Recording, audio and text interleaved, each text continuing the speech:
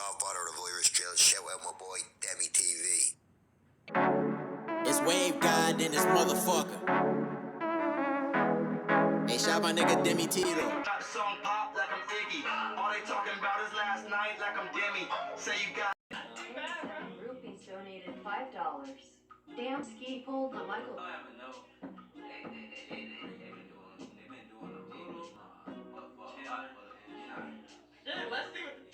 Let's see what the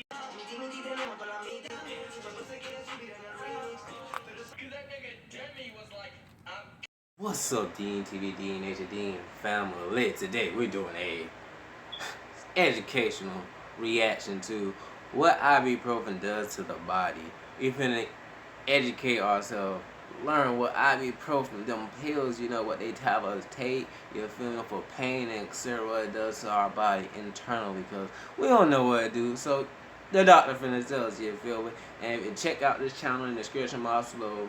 And yeah, and roll to 100K million in the building. So click the subscribe button right after the family. Original video will be in the description box below. Check out the DEMEGODTV clothing. That'll also be in the description box below. Go copy some drip and heat. You feel me? And hope everyone stay through this pandemic.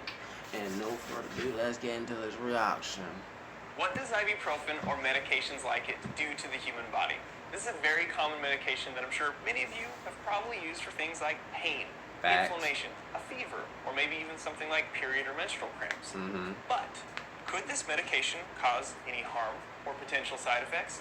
Maybe you've heard it could affect the liver, the stomach, or other organs throughout the see human. what you say, cause I'm going with what you say, cause I ain't gonna have time to probably. I was gonna make a video about it, but shoot, we gonna do what you say, buddy. So in this video, we're going to take a look at those organs by utilizing the bodies behind me, and of course talk about how this medication works on you. So let's do this.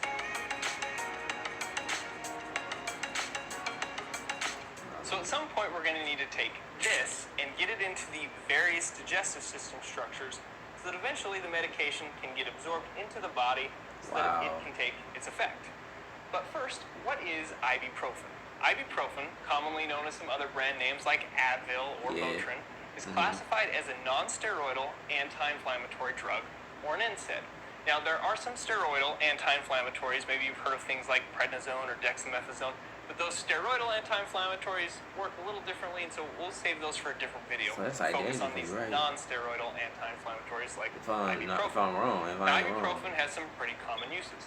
It's commonly used as an analgesic, which is a pain reliever, an antipyretic, which is a fever reducer, and obviously as an anti-inflammatory. Now, is ibuprofen the only NSAID out there? Absolutely not. Some of you have probably used some others or heard of them. Things like Aleve, also known as Naproxen. Some of my patients have also used a topical one called Voltaren gel or diclofenac gel. That's kind of this generic versus brand name thing. And there are a variety of prescription strength NSAIDs. And for the most part, they all have this similar mechanism of action, or in other words, how they work in the body. And so we'll focus on ibuprofen as kind of our baseline NSAID because it's one of the most commonly used. So let's finally get this thing into the body to figure out how it works. So I've got my 200 milligram tablet of ibuprofen, which you probably can't see very well, so I'll put it in my tweezers here, and we'll trace it into the body. Here's a sagittal cut of a head, so essentially like so. And most of us first put the pill in the mouth or the oral cavity here. Now, we often say the oral cavity or the mouth is where digestion begins, but this pill isn't going to spend a lot of time there. We pop it in there, put some water in, swallow it quickly, down into the pharynx here, and then to the next part of the tube would be the esophagus here. The esophagus is the food tube, or posterior to the windpipe or the trachea here, and that tablet would then move down the esophagus. Jesus, so you go that wrong thing, wrong turn, fucked. On this dissection, Jesus. moving down our body put in work for real as fuck. We gonna die when you think about it. The stomach here. Now, many of you have probably heard that ibuprofen can be harmful to the stomach, and there's definitely truth to that. But first, let's get it absorbed into the body and figure out what it's supposed to do, and then we can talk about its potential side effects. Ibuprofen dangerous. So in the stomach, it's going to start mixing with the gastric juices. Those gastric juices essentially include things like the stomach acid, digestive enzymes, and even some of the stomach mucus.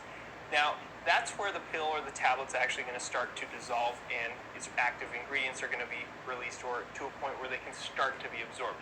Now, some of it can get absorbed into the stomach or through the bloodstream, through that mucosal lining that we'll show you later in the video, but the majority of it's still going to pass into the small intestine, and this is where the majority of the medication will actually be absorbed. The small intestine has tons and tons of blood vessels to absorb nutrients, or in this case, a medication, and this whole timeline of where absorption can start to take place is about 30 to 60 minutes, depending on things like the contents of the stomach. But now that we're in the bloodstream, we essentially can think or say that the medication is going to be distributed to potentially everywhere, and now we can talk about how it takes its effect. So ibuprofen works by inhibiting certain enzymes called cyclooxygenase 1 and cyclooxygenase 2, or COX-1 and COX-2. But what in the world does that mean? Exactly. Well, these enzymes, COX-1 and COX-2, normally get involved in synthesizing other substances called prostaglandins. Prostaglandins are extremely important to this discussion because these prostaglandins are involved in multiple physiological processes throughout the body. Some of these include things like inflammation. Another is they're involved in pain and essentially stimulating certain pain receptors. You find a lot of prostaglandins in areas of infection and tissue damage. They're also involved with interacting with this structure in the central core of the brain called the hypothalamus. The hypothalamus does a lot of things, but one of the things it gets involved in is body temperature and even the fever response. We also see prostaglandins influencing uterine contractions. Say like during menstrual cramping, it can cause that smooth muscle in the uterus to contract. Other things are influencing blood flow into these cool little organs that we call the kidney. You can see this artery right here, blood would go in, but it really influences some of these microscopic vessels that you'd find on the cortex or the outer portion of the kidney here. And the last thing that I want to mention that the prostaglandins get involved in, if I take this other dissection of the stomach, is the prostaglandins also get involved in aiding in the mucosal lining of the stomach, or the inside lining of the stomach here, producing mucus, and also helps to regulate stomach acid. So I want you to kind of think about that huge list that we just created of all the things that the prostaglandins are involved in. And if I can take a medication like ibuprofen that inhibits COX-1 and COX-2, these enzymes that produce prostaglandins, I'm going to lower the number of prostaglandins that are circulating throughout the body, and so therefore I could help potentially reduce inflammation, help reduce pain, help reduce the fever, and even help reduce like menstrual cramping. And a lot of you have probably used these medications with some level of success with varying degrees depending on the pain levels and what was actually going on with your body.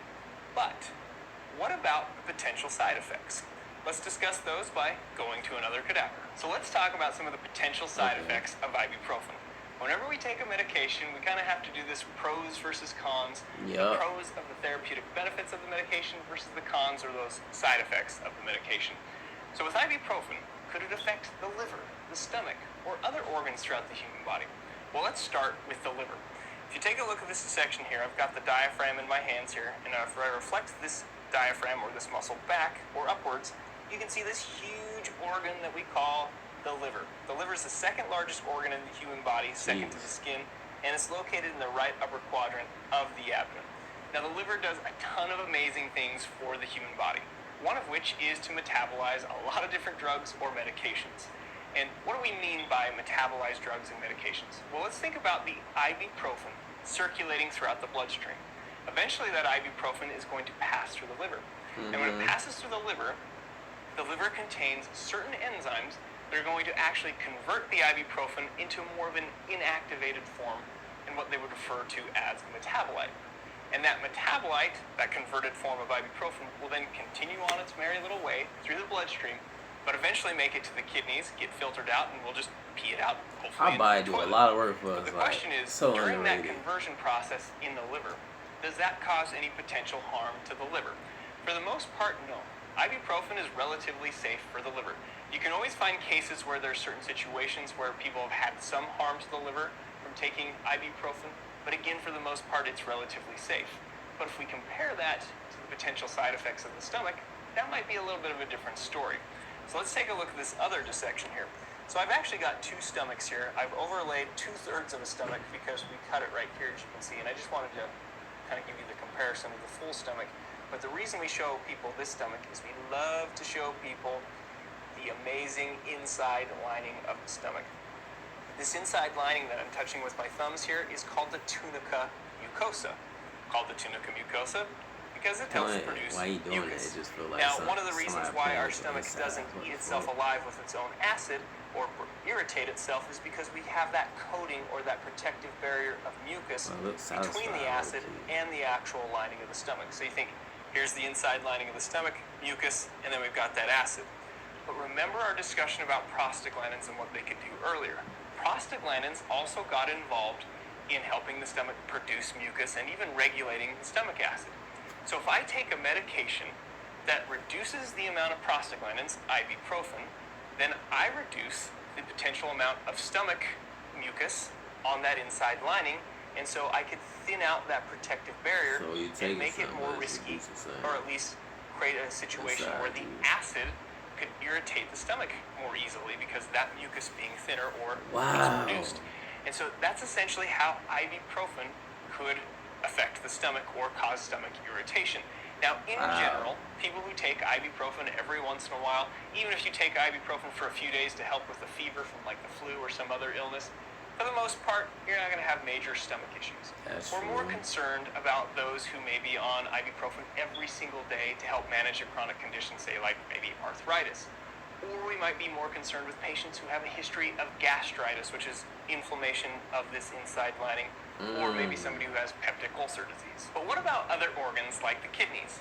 I mentioned the kidneys a little bit earlier when we talked about the ibuprofen passing through. Wait. So if you keep taking ibuprofen and like if you got an injury or the kid, wouldn't that guy keep getting worse? Because like you trying to numb the pain, but in actuality you're getting worse from it because you trying to numb it. Like, isn't that how it works? Cause like getting converted to a more inactive form that we refer to as a metabolite, and then those metabolites eventually made it to the kidneys and got excreted in the urine. Let's talk a little bit more about the details of that process and see if ibuprofen can have an effect on the kidneys. So here's a really cool dissection that we briefly saw earlier in the video, but more context, this is a frontal cut so we could see the internal anatomy of the kidneys. And the first thing I want to mention is this structure here called the renal artery. Renal just means kidney, and this renal artery is going to take blood into the kidney, and it'll branch multiple times. We'll go back to that story of that metabolite of the ibuprofen. Eventually, it's going to enter through this blood vessel and then get distributed throughout the kidneys. And like I mentioned, those blood vessels will continue to branch and branch and branch to the point where when they get into the cortex here, the outer portion of the kidney, they're microscopic. Can't see them with the naked eye. So if we zoomed in to the renal cortex, we'd see these awesome functional units referred to as a nephron. A nephron is a combination of urinary tubules as well as some tiny little blood vessels, and this is where we're going to see this filtration process between the cardiovascular system and the urinary system. In essence, we're going to create urine here. So there's going to be a fluid component from the cardiovascular system that's going to pass into these urinary tubules, and it'll take these waste products, including some of these metabolites, into the urinary tubules. So we've moved from the cardiovascular system now into the urinary system. And if we come back to this really cool kidney dissection, you can see these areas right here that I'm highlighting with the probe here, and these are referred to as renal pyramids. Now these are full of tiny, tiny little collecting tubules that are collecting essentially urine, and they're going to take them out and funnel them into this process, or I should say this larger tube here called the renal pelvis, which then goes and becomes the ureter down to the bladder and hopefully again out to the toilet. So it's a really cool process that's happening 24 hours a day, 7 days a week. But does that process of that metabolite from ibuprofen passing from the cardiovascular system into the urinary system cause a problem? Not so much. But there is a potential side effect with the kidneys and ibuprofen. It doesn't have to do with the process that I just went through and mentioned. It, weird, has to do with, again, what the prostaglandins do. Last thing we'll refer to back to the beginning of the video. Remember the prostaglandins, they did have an effect on the kidney, a vasodilatory effect, or in other words, they help the tiny little blood vessels in that renal cortex vasodilate or stay open a little bit. And if you take ibuprofen and suppress prostaglandin synthesis, you no longer have quite as much influence to vasodilate those blood vessels, and they can start to vasoconstrict. Now, in what context would that be a problem? Somebody, again, who's taking ibuprofen every once in a while or for short periods of time, who's staying well hydrated isn't going to have much of a problem with that kind of vasoconstrictive effect of taking the ibuprofen. But That's let's crazy. say again we go back to that example of somebody who's taking it multiple times a day, every day, to help try to manage arthritis. Or in the sense of maybe somebody has kidney disease. If somebody already has kidney disease and you vasoconstrict those blood vessels, you might exacerbate that problem even further. So when I'm in the clinic and I'm talking about managing people's pain or inflammation or fevers with ibuprofen, we often will have a discussion around what their kidney status is. Do they have a history of kidney disease? Sometimes they'll even pull up their previous labs That's and see what interesting. their kidney function looks like. So So those are ibuprofen some ain't good for your considerations that we kidneys. have to deal Noted. with, say, ibuprofen. And if I run into some of those problems, I may have to consider using some other pain medication to help manage their pain or their inflammation or their fevers. So that's probably That's enough detail good on for you, ibuprofen but and at its the potential end, it's therapeutic not really effects good for versus you its because potential your side kidneys effects. get damaged. Now, granted, there are some side effects we didn't discuss, but we really wanted to focus on the main or the most common side effects in this video. Those others we can talk about in a future video. Bet. But I do want to mention one last thing about a really cool If you guys phrase want that me to one of my react to it, I will. favorite It's pharmacology educational as professors fuck. mentioned. I mean, we when I was educating still in ourselves medical over here, training. family. And that was in regards to us giving medications to patients. And she would often say this phrase, start low and go slow. In other words, start at the lowest therapeutic dose and slowly titrate up till you get the therapeutic response, and then you can stop there. In other words, you don't necessarily have to say jump like to 800 milligrams of ibuprofen if, say, someone's pain and inflammation could be controlled with 200 to 400 milligrams. Now, granted, everyone's situation is different. The Facts. pain levels, the condition you're treating, all of that matters when you're picking a medication as well as dosing. That's But I true. thought that was a really cool phrase, at least that could be used as a general rule for clinicians and even for people who are going to manage their own health with over-the-counter medications. Now, in this video, we put so many little puzzle pieces together. We put the pieces of human physiology and how they would interact with ibuprofen. You'll go to If for you like making this puzzles and video. problem solving like that, you're probably going to also like the sponsor of this video named Brilliant. Brilliant is an interactive online learning platform for STEM subjects. That is math, logic, science, and computer science. They have some really cool courses on scientific Hey, yo, thinking, which we did a lot of in this video. It's your ad. It's your ad jutsu. And they're very world must be your ad situations jutsu. is one of the best. Yeah, it's your Brilliant ad jutsu. offers man. all of these Yeah, courses this is to help ad with this. jutsu. If you're interested, I'll put the link in the description, but you can also go to brilliant.org/IHA. Hey, if y'all want to hit that up, hit them up. You and they're feel going me? to give the And first show 200 support to people them. 20% off to their yearly subscription. And again, that link's in the Hope you guys like that Dean Found D Nation. Like, comment, subscribe, and share the video on all social medias. And comment below what reaction you want to do next. You got next time. Love you guys. I'm out of here. You Jimmy the Crickets.